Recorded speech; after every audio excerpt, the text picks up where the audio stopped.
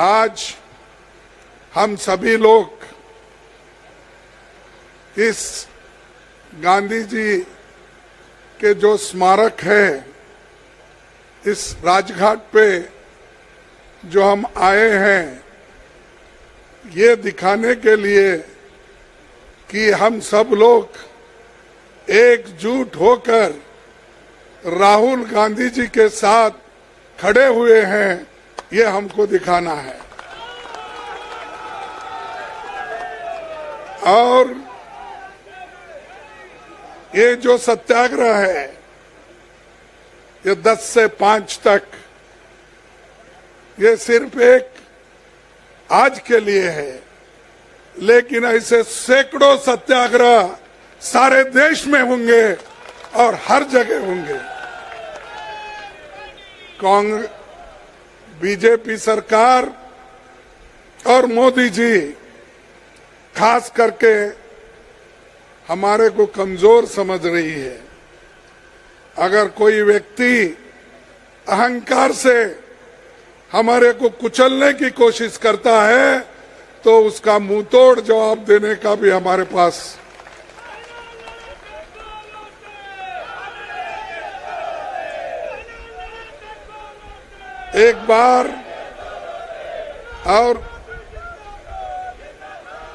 एक बार मुझे याद है, जब मैं विद्यार्थी था तो लॉ में पढ़ता था, तो उसी वक्त ये पाकिस्तान का युद्ध हो रहा था। तब लाल बहादुर शास्त्री जी ने एक बात कही थी, हमें कमजोर मत समझो, हमारे पास वो शक्ति है, ईंट का जवाब पत्थर से देंगे।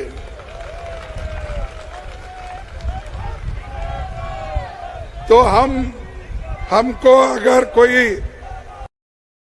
कोशिश करता है, सत्य बोलने से रोक सकता है, प्रामाणिकता से चलने के लिए हमको कोई आड़ा आता है और देश को बचाने के लिए, आजादी को बचाने के लिए, डेमोक्रेसी को बचाने के लिए, संविधान को बचाने के लिए, फ्रीडम ऑफ स्पीच और एक्सप्रेशन को बचाने के लिए जो कुछ भी कुर्बानी देना है, हम देते रहेंगे, लड़ते रहेंगे, उसकी रक्षा करेंगे। यही काम राहुल गांधी जी कर रहे हैं। किनके खिलाफ लड़ रहे हैं? जो भ्रष्टाचारी है, जो इस देश के थोड़ा सुनो, सुन के जाके अपने गांव में बोलो। देखिए, राहुल जी किसके लिए लड़ रहे हैं? इस देश के जनता के लिए लड़ रहे हैं, आपके लिए लड़ रहे हैं, हमारे लिए लड़ रहे हैं, महिलाओं के लिए लड़ रहे हैं, युवाओं के लिए लड़ रहे हैं, जिनको एम्प्लॉयमेंट नहीं, एम्प्लॉयमेंट दिलाने के लिए लड़ रहे हैं। आज कीमतें इतने ऊपर चले गए, उसको नीचे लाने के लिए, लोगों के जीवन को अच्छा करने के लिए वो लड़ रहे हैं, और उनके ऊपर आप केस करते हो। अरे कोलार में जो बात हो गई वो चुनाव में थी, और वही कहा, किसी को ठेस पहुंचाने की बात नहीं थी, लेकिन इन्होंने कोलार जो हमारे कर्नाटक में है, वहां का केस सूरत में लाते हैं। आपकी मंशा क्या है? अगर कोई घटना होती है, उसी स्टेट में करना चाहिए था। अगर आप में हिम्मत होता तो वो कर्नाटक में वो केस करके दिखाना था, लेकिन आप कहां पर लाए? सूरत में लाए। और ये सूरत में आप लाए, सूरत में लाकर केस रजिस्टर करके बार बार राहुल जी को बुलाए, उनकी बात सुने, उन्होंने कुछ किसी के खिलाफ नहीं बोले, और कोई ऐसा डिफेमेशन केस नहीं होने वाला था, लेकिन इनको राहुल जी का मुंह बंद करना है। रखते हैं और लोगों के लिए रखते हैं। वो चाहते हैं अगर राहुल जी का मुंह बंद कर दिए तो ऑटोमेटिक कांग्रेस खत्म होगी। कांग्रेस ये उनके विचार है, दूसरों को नहीं करते, क्योंकि वो एक ही नाटक है, सामने झुकता नहीं। उनकी वो, लेकिन वो बोलते हैं और जो बोलते हैं वो करके दिखाते हैं। उन्होंने कहा इस देश में सबको जोड़ने के लिए, एक करने के लिए भारत जोड़ो यात्रा निकाली। कन्याकुमारी से लेकर कश्मीर तक 4000 किलोमीटर व्यक्ति ने हिंदुस्तान में पैदा किया, जो सारे लोग जुड़ गए, लाखों लोग जुड़ गए, करोड़ों लोग बारिश में आए और ठंडी में आए, बर्फ में भी आए। ये एक व्यक्ति ने किया और उसको करोड़ों लोगों ने जोड़ा। ऐसे व्यक्ति को इससे डर के, भारत जोड़ो यात्रा को डर के ही ये सब फैसले हो रहे हैं। ये जो हो रहे हैं फैसले इसीलिए क्योंकि वो अगर पार्लियामेंट में रहे तो अदानी का इश्यू उठाएंगे। जो व्यक्ति उसके जीवन का 2014 के पहले 3000 करोड़ का था, फिर उसको बढ़ते बढ़ते 50,000 करोड़ हो गया, फिर और बढ़ते 2 लाख हो गया, और आखिरी में सिर्फ 2.5 साल में 12 लाख करोड़ उसकी संपत्ति हो गई। कैसा हो गया भाई? यही हमारे राहुल जी ने पूछा।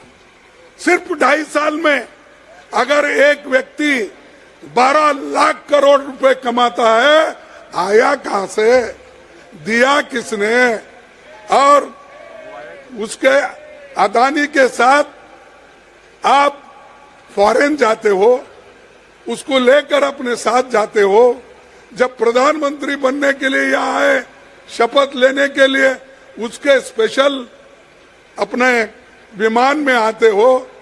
ऐसी बातें अगर पूछते हैं हम देशद्रोही होते हैं। ऐसी बातें अगर हम जनता के सामने, जनता के लिए रखते हैं तो मोदी के लिए ये जरा तकलीफ की बात है, क्योंकि मोदी जी हमेशा चाहते हैं इस देश में कोई बात न करे उनके खिलाफ, इस देश में कोई सत्य उनको बताने की जरूरत नहीं है। इसीलिए राहुल जी एक बात कहे, मैं तो किसको डरूंगा नहीं और सत्य से चलूंगा, गांधी जी के मार्ग पे चलूंगा और अहिंसा से लड़ूंगा। मैं अहिंसा के तरीके से लड़ूंगा। कहीं मार्चो किसी को डराना धमकाना का कोशिश नहीं है। लेकिन मैं एक बात पूछना चाहता हूं, राहुल जी चुनाव में जो भाषण किए उसका अब 2-3 साल के बाद ये हो रहा है। ऐसे कितने भाषण मोदी ने किया? मोदी ने तो इतने गलत लफ्ज गांधी फैमिली के खिलाफ किया, दूसरों कांग्रेस के खिलाफ किया, और वो आदमी खुद उसको तो डिफेमेशन केस में डालकर अब तक शिक्षा देना चाहिए था। लेकिन हमारे देश के लोग बड़े लिबरल हैं कि बोले चलो एक आदमी बोलता है तो उसको इग्नोर करो। इन्होंने यही बोला था अहमदाबाद में जब हजारों लोग मर गए थे, उस वक्त किसी ने पूछा, जर्नलिस्ट ने, कि इतने लोग मर गए हैं, आपको दुख नहीं होता क्या? तब उन्होंने क्या कहा कि ड्राइवर तो मैं नहीं था, मैं बाजू में बैठा था, लेकिन ड्राइवर ने गलती से अगर किसी कुत्ते को मारा तो दुख तो जरूर होता है, लेकिन जनता को, लोगों को उन्होंने कुत्ता कहा। और ऐसा आदमी आज ओबीसी की बात करता है। अरे भाई, आप तो नीरव मोदी ओबीसी है, हाँ, मेहुल चौकसी ओबीसी है, ललित मोदी ओबीसी है। अरे ये तो देश का पैसा लूट के भाग गए। अगर हम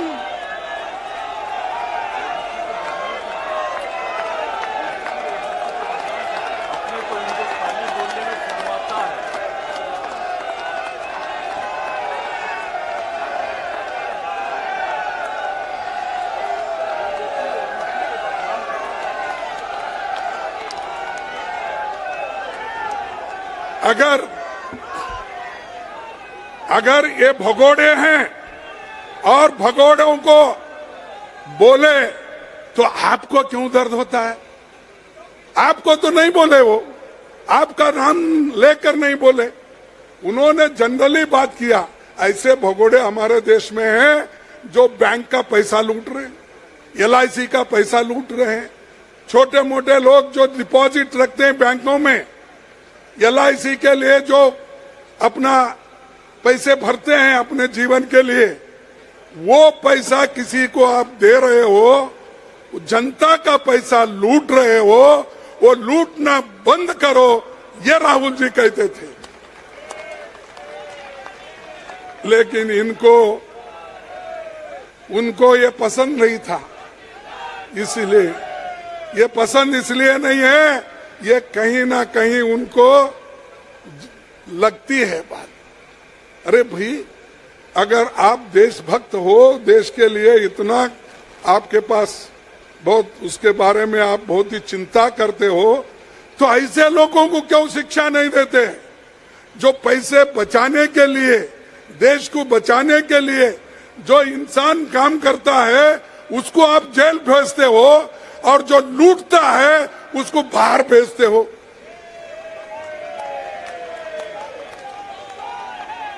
तो इसलिए भाइयों, सिर्फ हम लोगों के लिए नहीं, सारे देश के लिए और सारे देश में डेमोक्रेसी कायम रखने के लिए, लोकतंत्र कायम रखने के लिए हमको लड़ना है।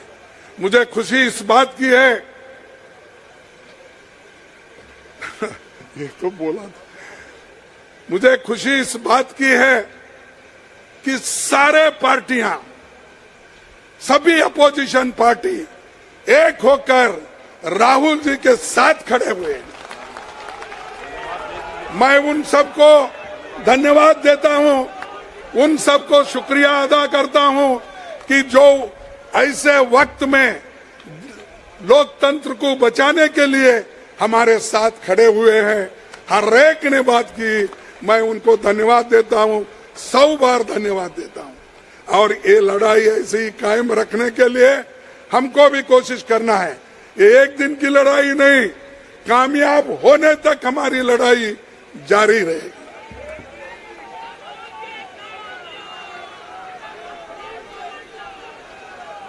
तो हमने एक बार ये बात कही थी, कल फिर मेरे बारे में मोदी जी ने जाके कर्नाटक में कुछ कहा है, लेकिन मैं उसका उत्तर यहां नहीं देता, फिर कर्नाटक में जाके ही दूंगा।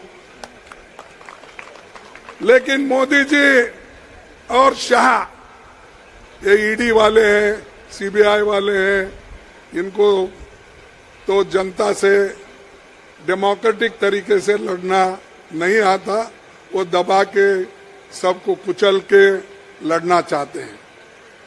तो मैं एक बात कहूंगा, खूब करो मोदी जी कोशिश हमें मिट्टी में दबाने की, खूब करो मोदी जी हमें मिट्टी में दबाने की, लेकिन आपको नहीं मालूम हम बीज है, बार बार उगते रहते हैं।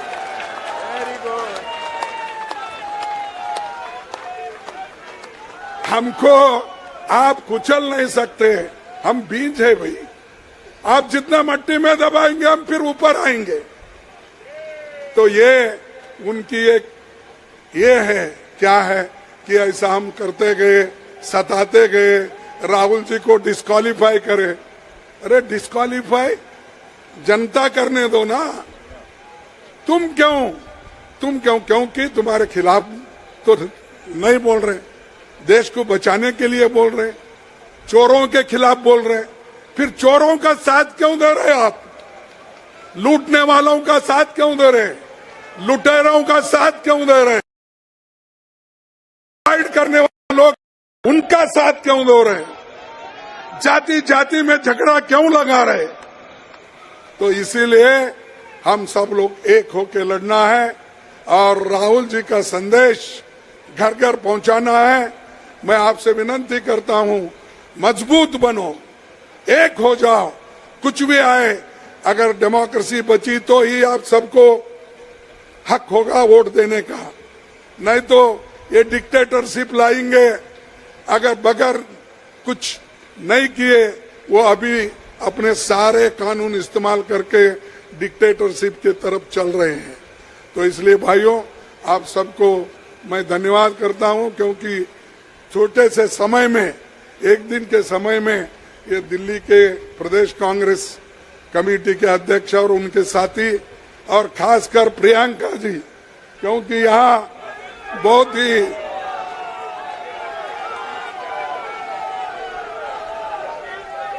तो उनके कॉन्स्टिट्यूंसी, उनके प्रदेश के, उत्तर प्रदेश के भी लोग बहुत आए हैं और सभी लोग मैं देख रहा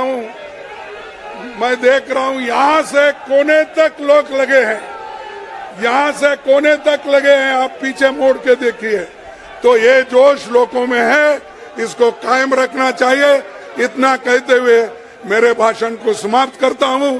जय हिंद, जय कांग्रेस। मैं बोलूंगा जय हिंद, आप बोलिए जय हिंद। अरे मोदी अगर सो भी गया है तो जागना चाहिए। जय हिंद, जय हिंद। राहुल गांधी, राहुल गांधी, सोनिया गांधी, सोनिया गांधी। धन्यवाद आपको और एक बार